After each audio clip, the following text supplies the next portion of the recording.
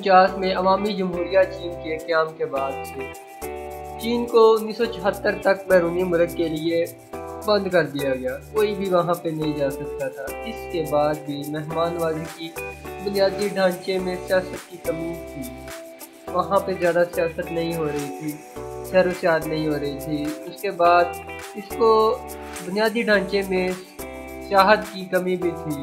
اس کے بعد بیت الخلاء میں کوئی دروازہ اور گمشدہ فلیٹ سسٹم نہیں ہوتے تھے، کیوں یہ کہ ایک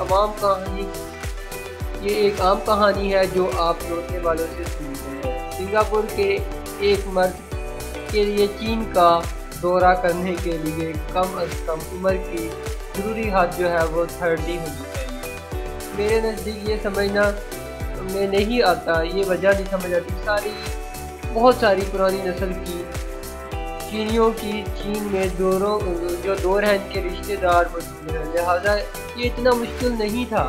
لہٰذا ہماری اپنی آباء و اجداد وطن کا مسواک اتنا ہی مغلوب ہے جتنا کہ مغربی شہر کے لیے اورینٹ خواب اور سرزمین دیکھنے کے لیے ہمارا واحد یہ چینل بنایا گیا ہے، جہاں پہ ہم اس چیزوں کے بارے میں آپ کو بتاتے ہیں۔ میں دکھائی جانے والی دستاویزات فلم وغیرہ کے بارے میں، اگر آپ کے پاس انڈین یا دوسرے چلانے والے چینلز ہیں تو بھی آپ اس مناظر کو دیکھ سکتے ہیں۔ نہ تو یوٹیوب اور نہ ہی Netflix, cable TV اور رن ٹی وی، رنگین ٹی وی کی نئی چیز تھی۔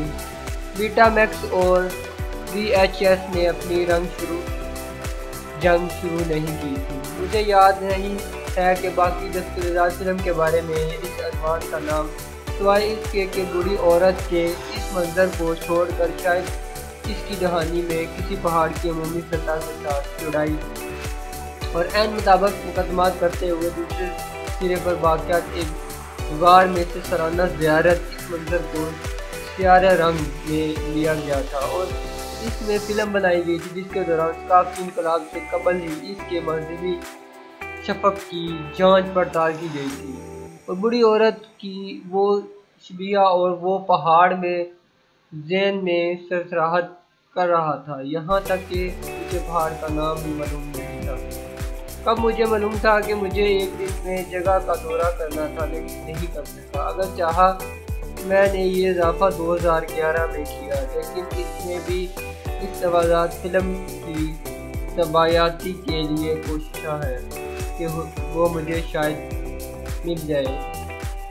تو کچھ فری سولو ابھی بھی میرے پاس دوسرے نمبر پہ موجود ہیں، لیکن میں زیادہ تر دستاویزات فلموں کی طرح ڈرامائی وقت کے وائرل ویڈیو ہونا تھا، تو اس وجہ سے یہ ویڈیو بنایا گیا۔ آگے بڑھنے سے پہلے جنہوں نے ہمارے چینل کو سبسکرائب نہیں کیا، یہ ریسرچ اکیڈمی کو سبسکرائب کر دیں۔ اچھا، تو واک کے آخر پر آپ مراقبہ کے غار پہ پہنچیں گے۔ یہ انتہائی خوفناک قسم کی جگہ ہے، لیکن یہ ایک پہاڑ، بہت ہی پیارے پہاڑ پر پائی جاتی ہے۔ دنیا خلفشار کے طرح آپس جانے کے ایک ہی راستے اور ایک ہی موڑ پر اس راستے کو اپنایا جاتا ہے۔ مجھے کہنا یہ ہے کہ اس نے وقتاً ایک اچھا جگہ تلاش کی ہے جہاں پہ لوگ سیر و سیاحت کر سکتے ہیں، جس کے سامنے غفار کے بالکل سامنے، اس گفا کے سامنے ایک فلیٹ سطح ہے جو غالباً اس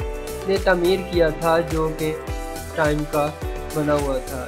شاید اس نے اسے اپنے سبزیوں کے باغ میں استعمال کیا ہوا تھا۔ تو وہاں پہنچ کر اس کے اندر پانی کا ایک سرچشمہ جو ہوتا ہے، اوپر اس کی تصویر بھی وہاں پہ لگائی گئی ہے۔ ایک کنواں ہے لیکن خالی ہے وہ۔ اس کا راستہ جو ہے وہ نیچے جاتا ہے۔ ہاتھ دھونے کے لیے کافی پانی یہاں موجود ہے۔ یہ ضرورت اس نگران کا کام ہوتا ہے جو کہ یہاں پہ کام کرتا ہے، اور یہ یہاں جہاں سے آپ آخر میں آتے ہیں وہاں پہ ایک بوڑھی عورت کا سفر ہوا تھا جس نے ایک پرانی اور سفید فام تصویری فلم بھی یہاں پہ دکھائی تھی اور بنائی تھی، اور اس سنت کو اس کا خراج عقیدت پیش کیا گیا تھا۔ اس مقام پر زیارت کی تھی، لیکن اس نے بغیر اعتماد عقیدے اور کسی بھی پر بھی اعتماد کیے بغیر یہ کام کیا. اور اگر میں باہم اس کام کے بارے میں بات کروں تو اس میں چلنے کے لیے ایک تختی تک نہیں اس وقت تھی. یہاں ایک بہت ہی پرانی فلم بنائی گئی تھی جس میں ابھی تک اسی فائبر وغیرہ دریافت کیے گئے ہیں. مجھے امید ہے کہ ہارون کا کام یہ جہاں انہوں نے اپنے قدم اٹھائے لیکن چٹان کی طرح کا کام قریباً جائزہ لینے کے لیے بہت ہی خوبصورت دیگر تجویز کرتا ہے. کٹ بہت ہی صاف اور سطح سے 800 سال بہت ہی پرانے ہیں اور 800 سال سے نئے ہی ہیں. اور دوسرے مناسب اور غیر استعمال شدہ پوشیدہ سوراخ بھی یہاں پہ موجود ہیں.